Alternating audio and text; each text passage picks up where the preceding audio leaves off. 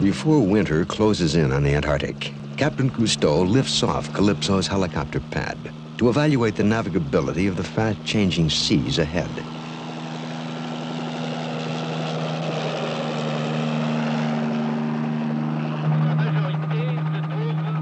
Soon, when the low-skimming sun disappears completely, the seas will freeze solid for hundreds of miles offshore.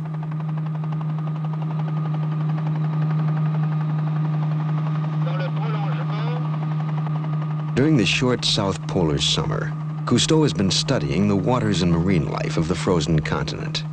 Now he endeavors to prolong his investigations as long as possible, before the drifting pinnacles through which Calypso must travel are imprisoned in impassable pack ice.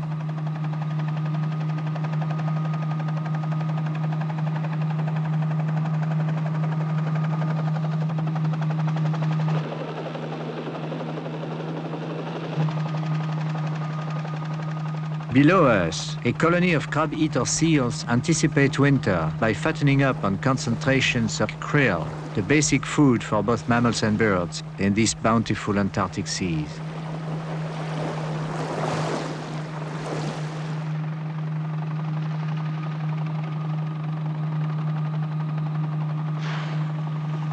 The baleen whales also feed on tons of krill that will be stored as energy in the form of oil and blubber. This reserve will be drawn upon as the whales migrate to warmer but less fertile waters to breed and raise their young.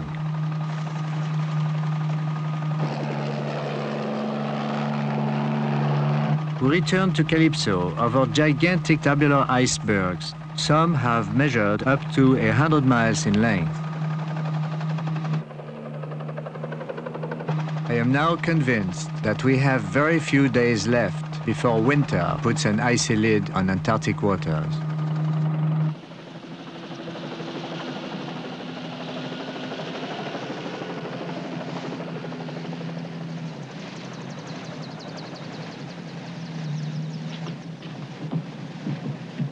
The channel northward is still open.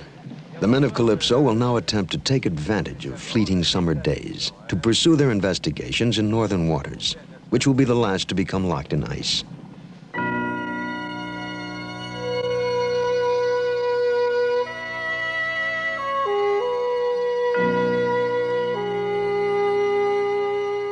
This is part 4 of Jacques Cousteau's expedition in the Antarctic, in which Calypso's mission to South Polar oceans concludes in the hazardous waters of Hope Bay.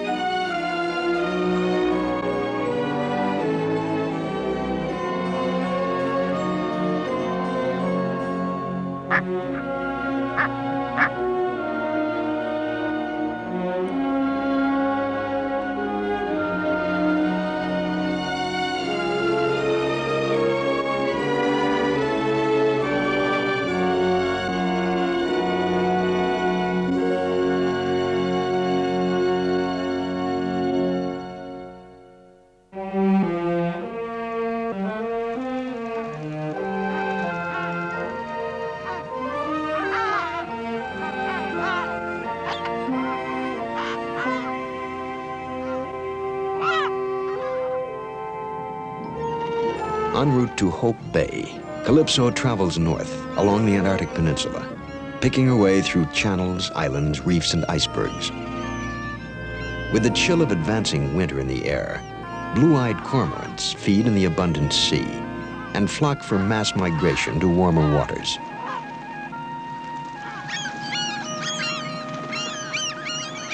The cormorants gather within a cluster of islets that Cousteau discovers is a refuge for Antarctic wildlife. He calls it Port Calypso. Jacques Cousteau leads an expedition to a hidden cove in which helicopter reconnaissance has unexpectedly disclosed a small herd of fur seals. We are happy to find that the regal fur seals, plundered for their glossy, dense pelts to the point of extinction, seem to be making a comeback here.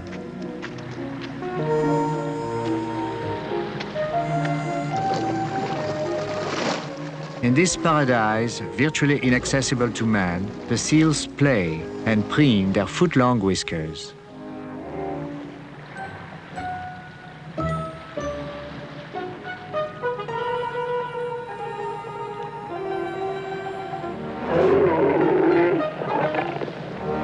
The discovery of the fur seals in their isolated rocky cove will provide a rare opportunity to film the sportive creatures both above and below the water.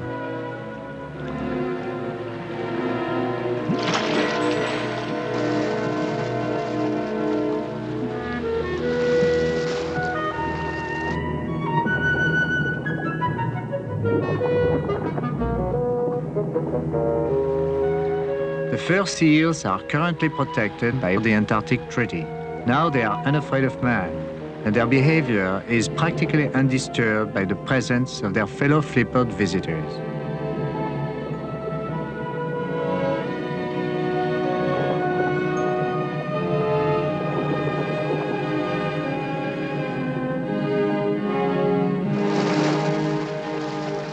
For the fur seals, the sea is not the only arena for fun and games. There is also courtship on the rocks.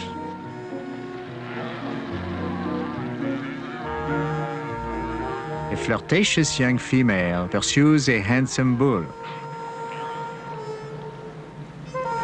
She nips him on the neck and wins him by a whisker. We leave the fur seals, hoping that all nations will continue to honor the Antarctic Treaty and leave them to thrive. Suddenly, weakened by summer thaw streams, the face of a glacier begins to crumble.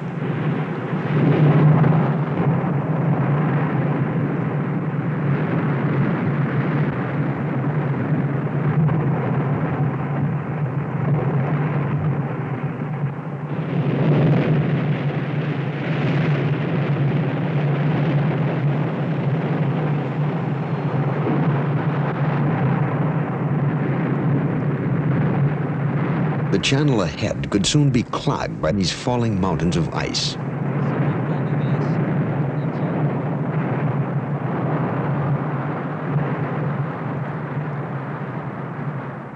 We must now escape to more open waters.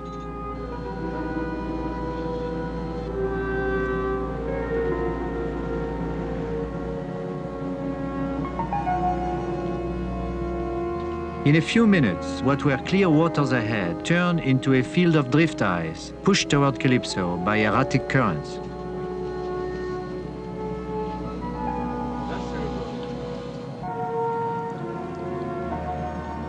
We must maneuver carefully through deceptively small growlers.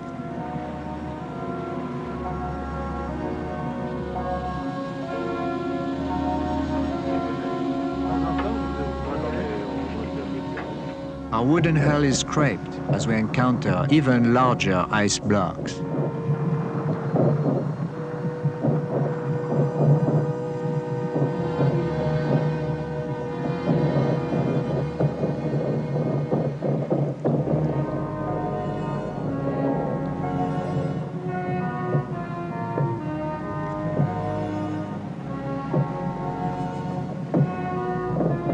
Proceeding at about half a knot, Calypso bores on.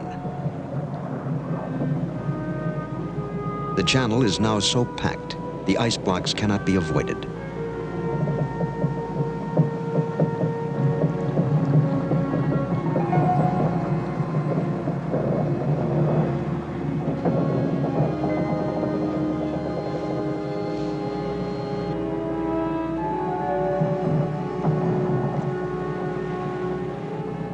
Our strong steel bow pushes an ice block that should not cause much trouble. But it has a protruding ice tongue hidden 5 feet below the water. We hit it.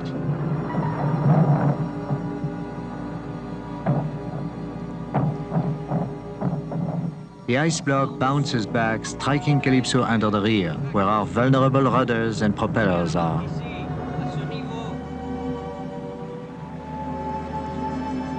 We lower a TV camera to assess the extent of the damage.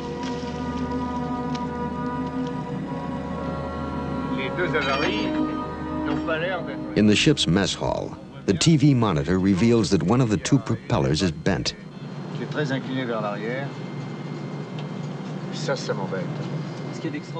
Since one blade is bent backward and another forward, Philippe Cousteau believes the propeller may have been hit by two ice blocks.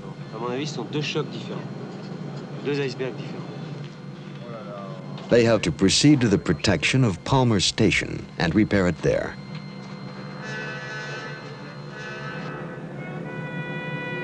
The damaged propeller sets up dangerous vibrations at full speed, so we are obliged to travel at no more than 5 knots.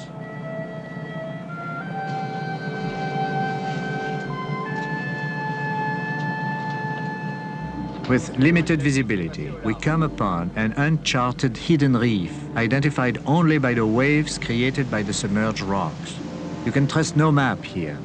We are not much better off than early navigators with their primitive charts.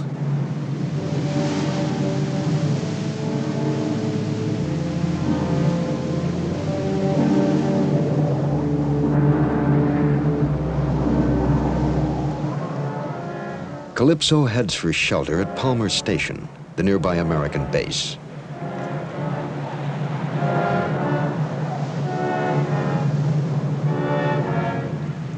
All ships in the area, including Calypso, have been alerted to the plight of a solitary mariner lost for 2 months in Antarctic seas.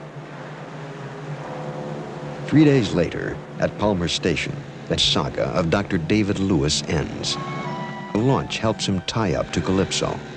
Dr. Lewis has sailed from Australia in an attempt to circumnavigate Antarctica alone. But crashing waves capsized his 32-foot sloop, the Icebird, breaking its mast and knocking out his radio. Sea-soaked for 2 months in freezing temperatures, he has somehow survived. Messages saying that everybody was without news from you. So every ship afloat in this area was alerted and eager to find you. And when did you have your accident to the mast? 2 months, 27th of November. What? You're navigating 2 months with that little thing? 2,500 miles away. I got my fingers frostbitten when the boat turned over. And I had to get the water out. I lost their gloves. How are your fingers now? Much better. Oh, much better. They were just swollen with the nails. And the nails are going to fall off? Or? They will fall in. Yeah. I see. Via satellite, a belated Christmas message will be sent by Magnifax to Dr. Lewis's daughters, Vicky 10 and Susie 11. I miss you both so much. Hope you are not too worried. Was your Christmas nice?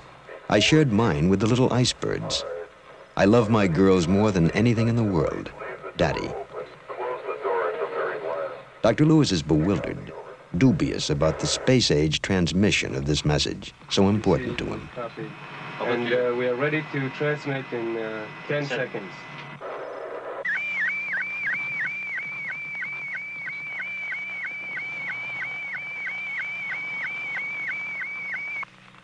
Calypso, this is ARC. We got an excellent copy on this. Very good. We'll send this on. Very interesting about Dr. David Lewis. We'll see you tomorrow at 18:30 hours. Now on the way to the Weddell Sea, Calypso proceeds to the turbulent northern point of the Antarctic Peninsula, where a hummock of ice bobs, oscillating in resonance with a long swell.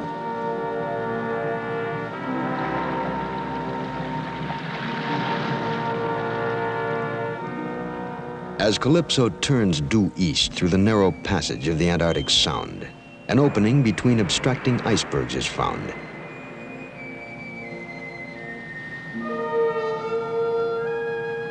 Here, storm-driven icebergs have destroyed many ships. Subdued light an atmosphere of slumbering threat as we approach our destination.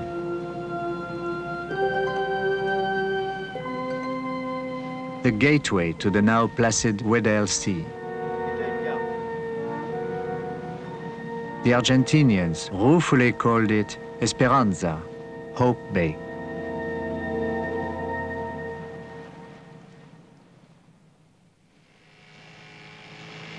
Hope Bay, a narrow, deep submerged glacier valley at the entrance to the Weddell Sea. Philippe and the filming team are on their way to explore the ruins of an ice castle.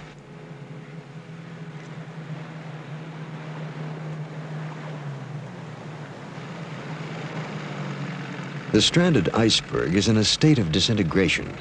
Fierce winds and deep swells have created a confusion of crags and cored-out caves, which the divers will explore.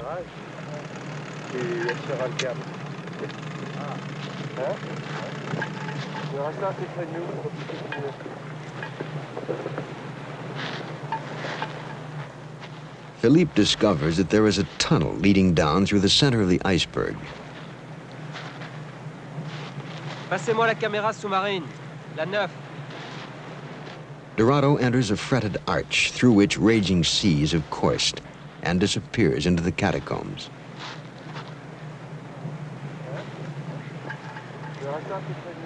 Then he reappears through another opening in the honeycombed ice.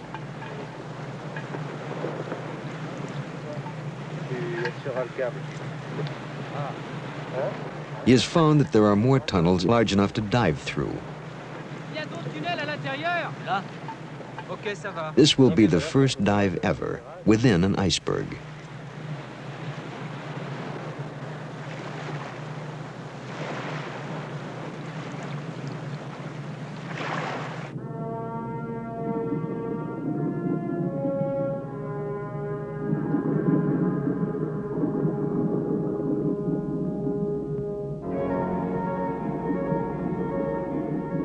Within the ice castle's dark dungeon, a tunnel leads the divers beneath the stranded iceberg.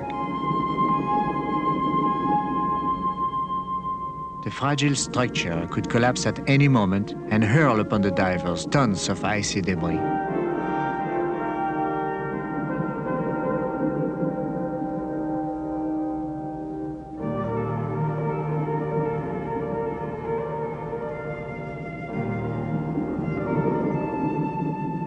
The divers enter a maze of dazzling reflections and inviting passages.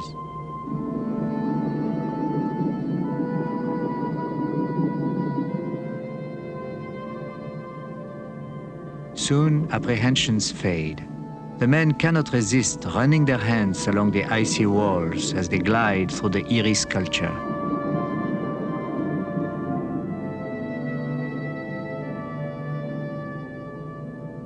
Their lights penetrate deep into the clear ice and reveal intimate secrets of the iceberg's past.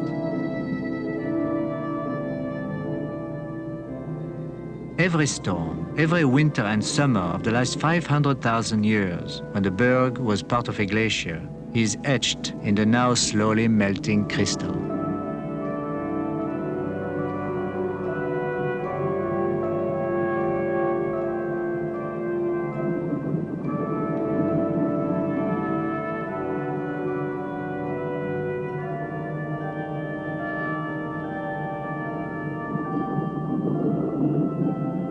The divers are drawn once more into the entrails of the iceberg itself, entering through the mouth of another cave.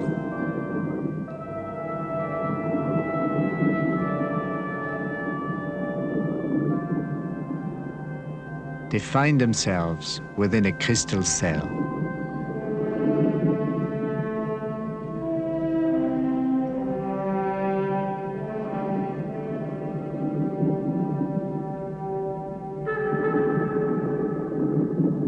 A long descent through a tunnel leads to the seafloor.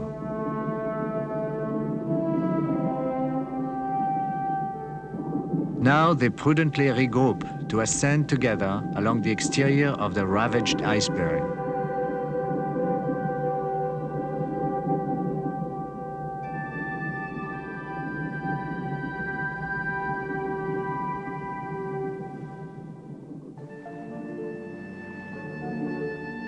As Captain Cousteau plans the work ahead, snow flurries signal a dramatic change in the weather at Hope Bay. The temperature of the sea and air are dropping. The men of Calypso will accelerate their dives to accomplish as much as they can before the onset of winter.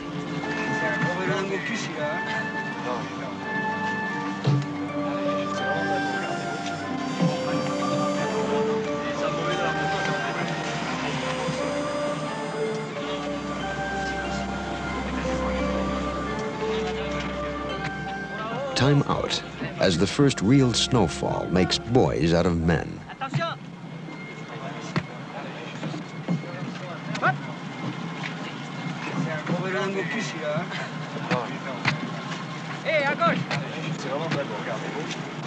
The beleaguered Bougueran takes evasive action to get even.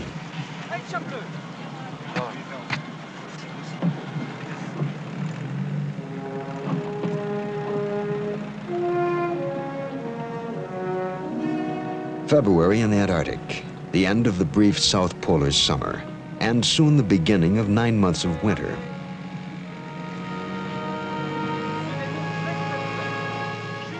The men pursue their explorations.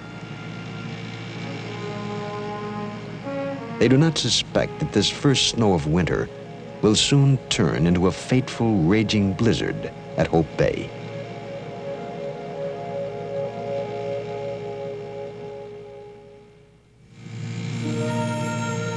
At Hope Bay, the men of Calypso intensify their exploratory operations before violent storms, freezing seas, and winter darkness close off the continent.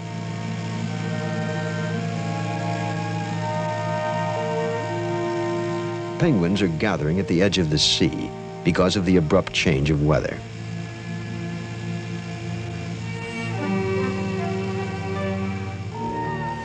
These penguins are mostly Adélie juveniles, left behind by their parents, which have already left the rookeries to feed at sea. The adolescent offspring must soon migrate from the sterile shores to the ice floes, so that they too can find food in the sea during the long winter months ahead.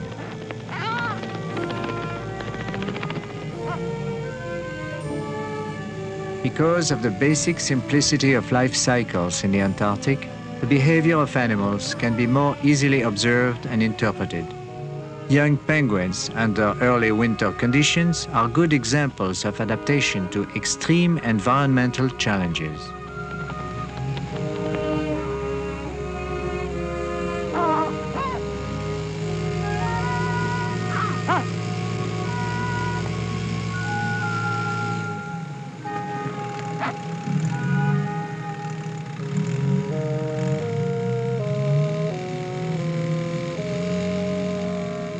The bay is in the process of freezing. Some of the penguins have already settled on ice floes. The juveniles will stay at sea for 4 years, feeding underwater, using the floes as rafts. Then when they mature, they will return to the exact rookery of their birth to breed. Stimulated by the coming of winter, the penguins catch fat flakes of gently falling snow.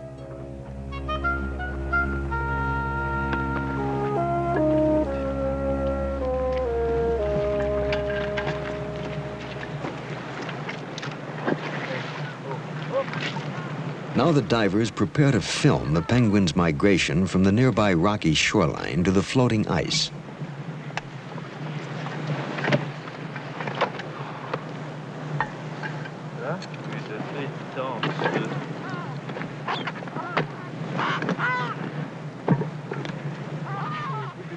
Our divers wear completely watertight, dry suits that are inflated to provide insulation in the frigid water. The penguin's protection against the extreme cold is his full-dress suit of oily feathers.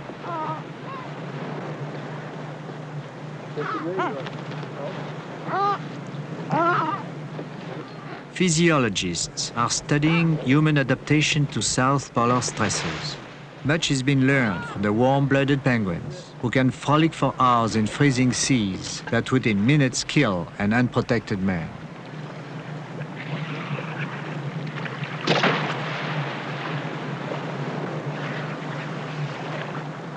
Ice is forming on the underwater cameras.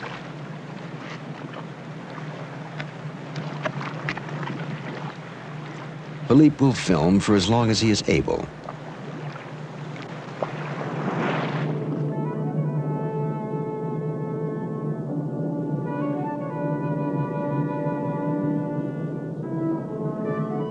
A crust of sea ice is forming over the divers.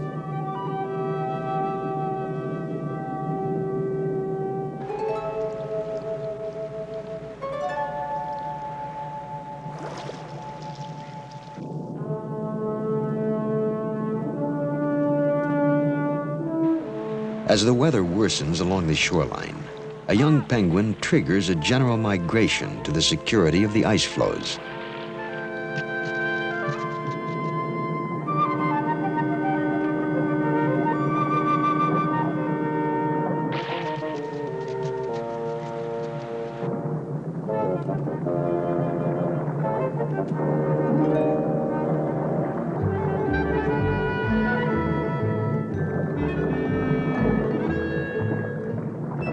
A penguin can leap 7 feet out of the water, but its landing isn't always perfect. They continue to come in bursts of speed up to 30 miles an hour.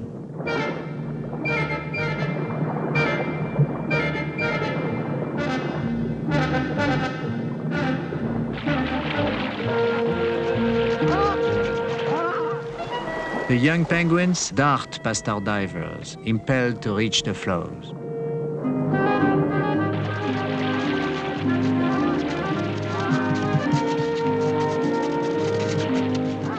A late comer settles in with his fellow apprentice sailors. They will often ride such ice floes during their 4 years at sea.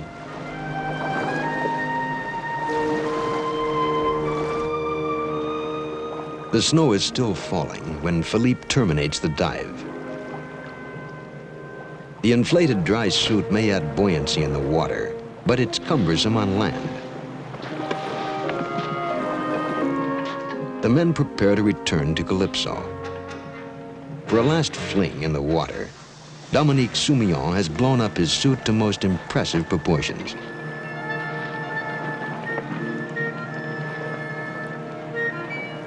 Philippe is not to be outdone.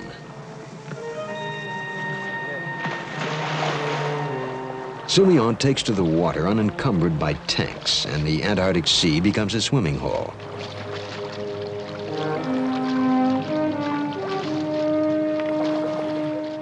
Like an inflated bullfrog, Philippe follows.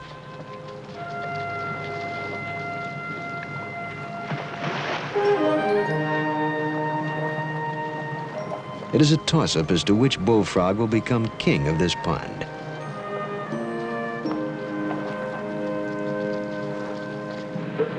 Aboard Calypso, via satellites, Cousteau is in contact with NASA. Did you ask me about the weather conditions we are now? Roger, Calypso. According to the satellites photographs that we have under our eyes, and according to what I see through my window, they coincide pretty well. Very sad gray weather with moderate winds.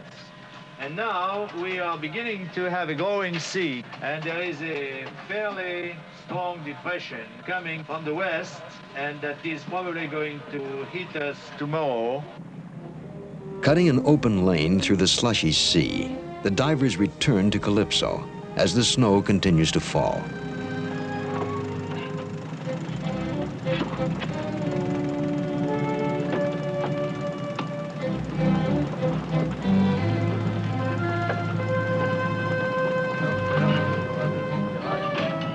After conferring with NASA, I realized that although now the water is calm and the wind is quiet, things will be changing rapidly. The wind may blow down from the glacier mountains at any moment. Already the barometer has dropped and the seas are freezing around us. Perhaps we have stayed too long.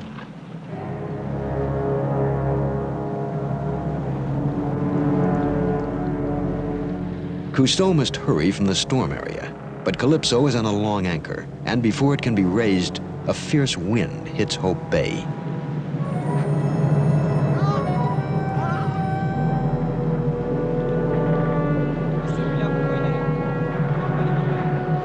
The wind, screaming down off glaciers, rising in 5 minutes from 0 to 65 knots, drives huge ice blocks out of the bay and toward Calypso.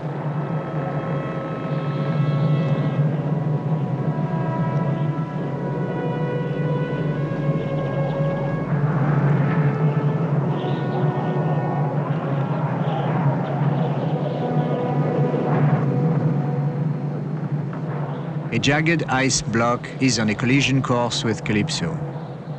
A sickening shudder tells us we are hit. Another large ice mass, many times the weight of our ship, slams into our stern. A cavalry of ice boulders scrape along our double-planked wooden hull.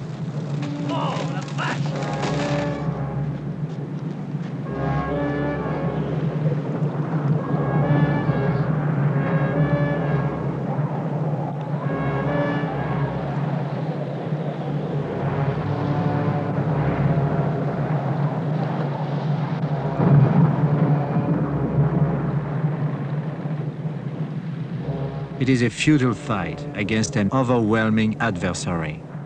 And by the time the wind drives most of the ice away from us and out to sea, we fear we are gravely injured.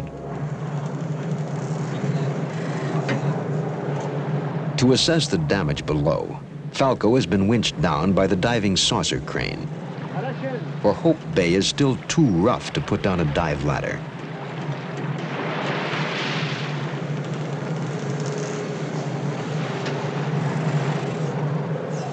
Falco, having examined the rudders and propellers, is winched up in a bosun's chair.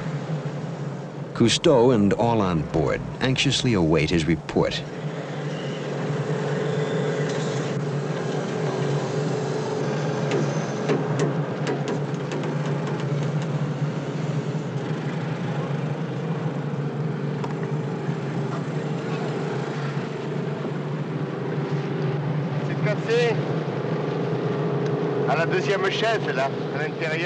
Falco reports that not only is the starboard propeller badly bent, but the shaft of the port propeller is broken. It is very serious, he says. The shaft cannot be repaired. And the blizzard at Hope Bay has just begun.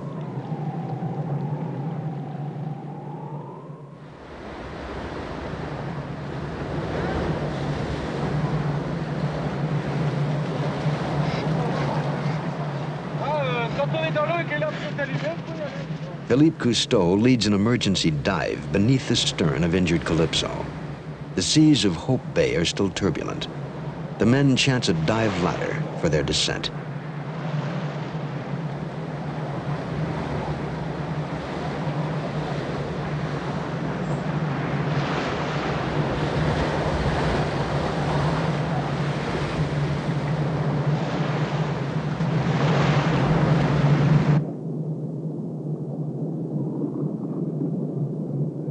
The damage wrought by the colliding ice is alarming. The shaft of the port propeller has been knocked out of its socket. We have completely lost the use of this propeller. The divers must fasten the shaft so that it does not ram into our port rudder and disable us completely. Through hand signals relayed by divers to Paul Zuena on the winch, the propeller shaft is secured by a strong tackle.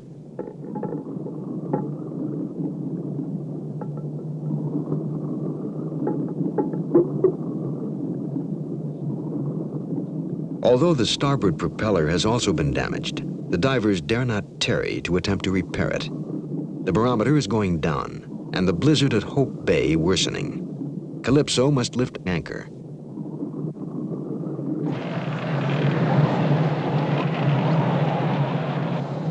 The narrow mouth of the bay is blocked by an armada of fast-drifting icebergs. There is no way out. All hatches are battened down, including that of our diving saucer.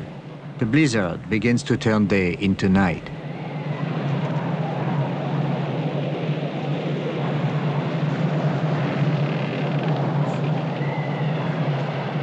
We would be lost without radar. With visibility zero in waters too deep to anchor, I am obliged to circle my ship slowly in a bay 500 yards wide.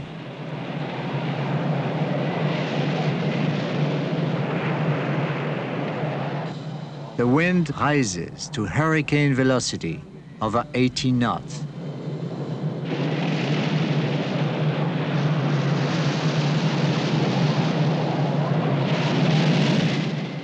Calypso is covered with freezing spray.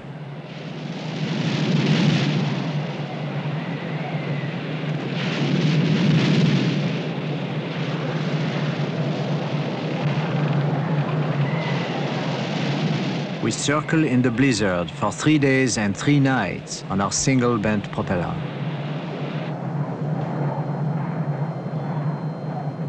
Finally, venturing into the sky, a seabird. At last, the storm is abating.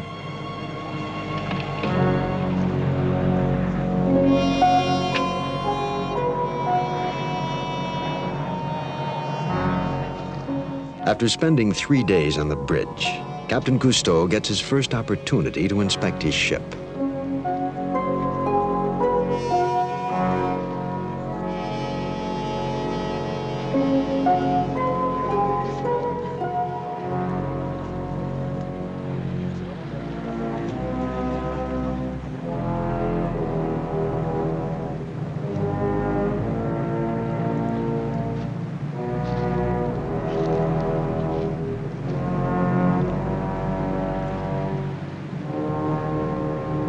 We estimate that Calypso is burdened with at least 30 tons of ice.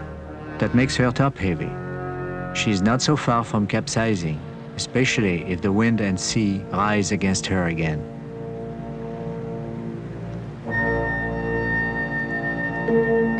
Cousteau informs NASA, Calypso is still in Hope Bay. We are prisoners here. The damage to Calypso is severe. We are obliged to organize our return as soon as possible.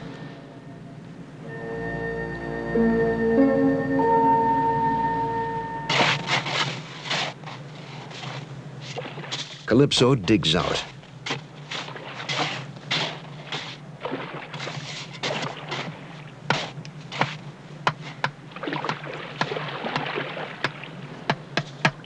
A hole in the hull 2 feet above the waterline is temporarily repaired.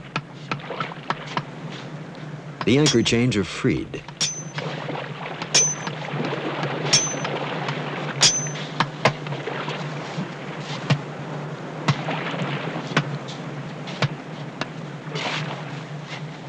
Gradually liberated from her icy prison, Calypso still faces her most perilous journey. Bouguerin and I study ice conditions revealed by satellite photos. Our immediate objective is King George Island to obtain assistance for our crossing of the Drake Passage. First, Calypso must get out of Hope Bay through the narrow, ice-clogged Antarctic Sound.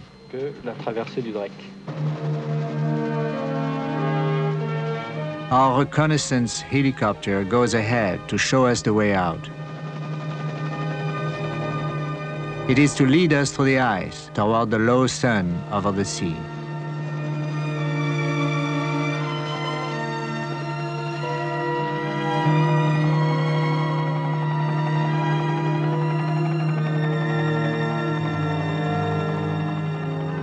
Calypso crawls laboriously along. After a blizzard, the wind often changes 180 degrees and resumes blowing with great force. To avoid this cyclonic storm center, Cousteau chooses night travel through the Antarctic Sound.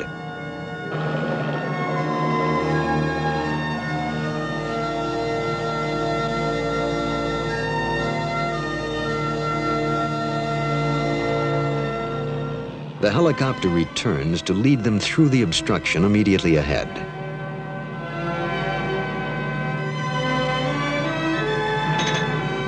intéresse, c'est de savoir si la barrière que nous avons devant nous, là, actuellement, si en allant vers l'ouest, à quelle distance on peut la contourner, à toi?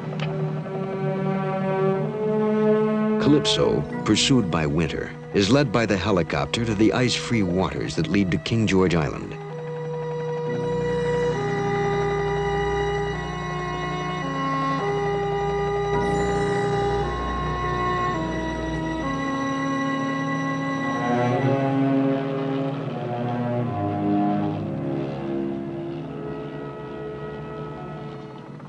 Wounded Calypso must now face the challenge of recrossing the treacherous Drake Passage to the tip of South America. Il y en a une par ici. Plus loin. Bon, café Bougaran. Allô, Bougaran de Calypso. Bougaran By radio, Cousteau confers with Bougaran, Calypso's skipper, who has gone to the Chilean station at King George for meteorological information before they attempt the crossing. Bougaran reports they should sail immediately. An unusual lull between storms may be expected in the Drake Passage, in which there is normally a storm every 3 days. Cousteau states that this information is confirmed by photos from American satellites. It will take disabled Calypso 4.5 days to cross. Cousteau must take advantage of the opportunity right away. A Chilean gunboat will accompany them. They will go. Ok, bon, eh bien on va lancer le moteur alors. Calypso begins her journey across the Drake Passage. Out of the early morning mist, her Chilean escort, the Yelcho, appears. Growling along at 5 knots on her single bent propeller, Calypso enters the waters feared by seamen as the roughest in the world.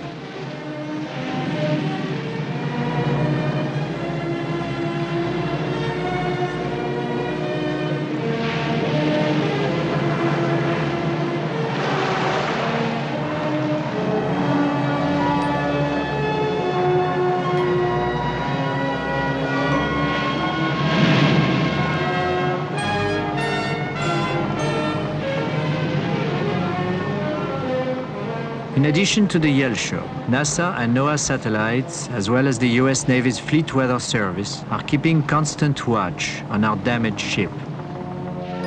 If our vibrating propeller shaft should break, leaving our ship dead in the water during the next storm, we would need the Yelcho to tow us to safety.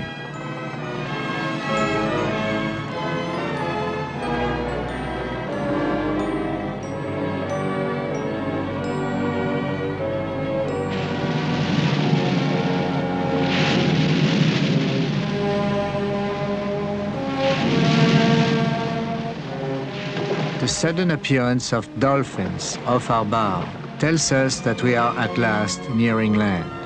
The traditional friends of the sailor have joined our escort.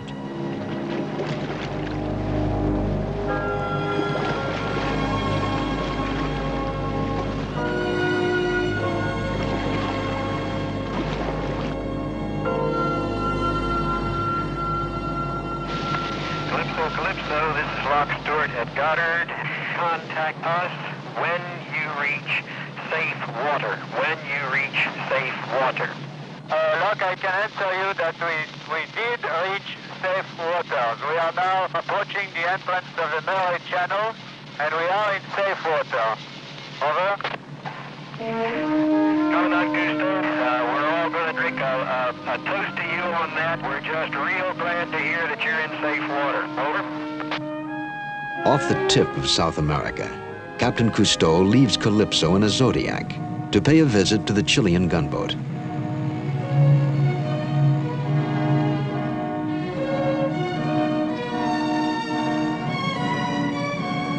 To the Chileans from the French oceanographer, it is a warm salute to the hands across the sea spirit, which transcends all national barriers.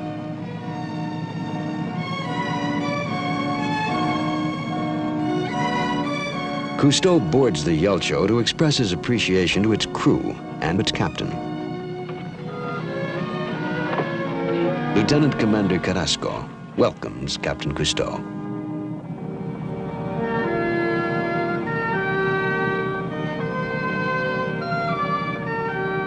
After repairs, Calypso will soon be on her way home. The new information we gathered in joint research with NASA will require long analysis.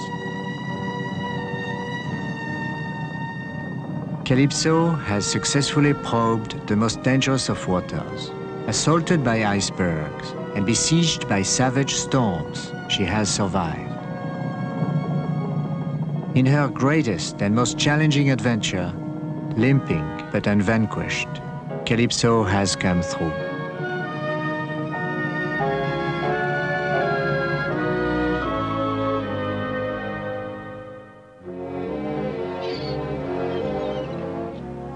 On board Calypso, we had come to Antarctic oceans for the first full-scale diving expedition there. With dry suits, diving saucer, and helicopter, we spent hundreds of hours observing and filming animal behavior from the surface down to 1,000 feet. We studied the productivity of these frigid seas and were distressed to find few living whales due to centuries of indiscriminate slaughter.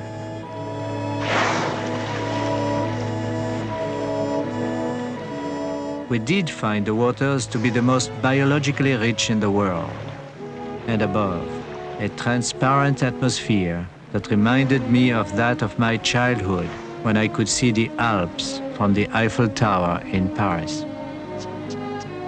Our discovery of a thriving, hidden colony of fur seals proved once more to us that nature generously responds to well-implemented protective measures.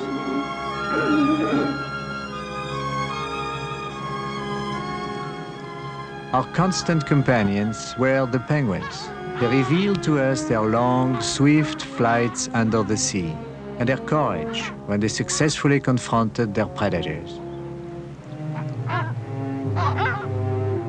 We had sought the unknown and rediscovered what we once knew: harmony and purity on our planet.